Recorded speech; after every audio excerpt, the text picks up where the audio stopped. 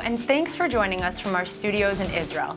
I'm Emmanuel Kadosh here with ILTV's Morning Briefing. U.S. Secretary of State John Kerry is slamming the UN Human Rights Council for its excessive and biased focus on Israel. Israel has a permanent spot on the Council's agenda and is a frequent target of criticism. Israel remains the only country-specific issue permanently on the Council's agenda. Kerry says the U.S. intends to cooperate with the Council members in addressing and advancing human rights concerns around the world. His remarks follow the re-election of the U.S. to the 47-nation Council. Russian Prime Minister Dmitry Medvedev is set to visit Israel and Ramallah on November 9th in an effort to advance the stalled peace process. Medvedev will hold talks with Prime Minister Benjamin Netanyahu and meet with President Reuven Rivlin, as well as Palestinian Authority President Mahmoud Abbas.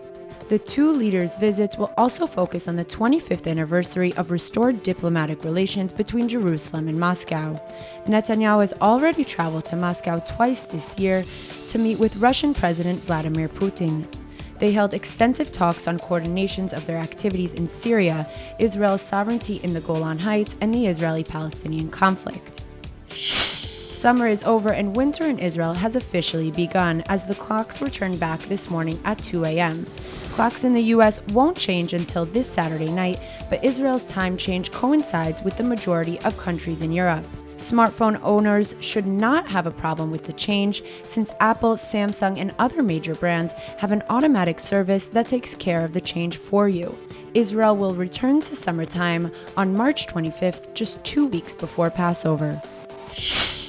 Israeli security forces safeguarding Israel's borders with Egypt have been stepping up their preparation for potential ISIS attacks from the Sinai Peninsula. Security officials believe it's only a matter of time before terrorists affiliated with the Islamic State try to infiltrate Israel from Sinai, where members of the terrorist organization have been operating.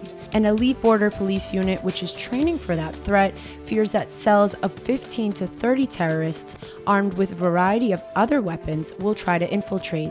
Over the past few years, Israel has built a high fence with sensors along the Egypt border, similar to those along the frontiers with Lebanon and Syria.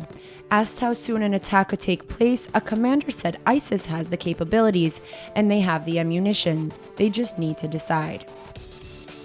That's all for now. I'm Emmanuel Kadosh, and see you later with our main daily broadcast from Israel at 2 p.m. Eastern Time.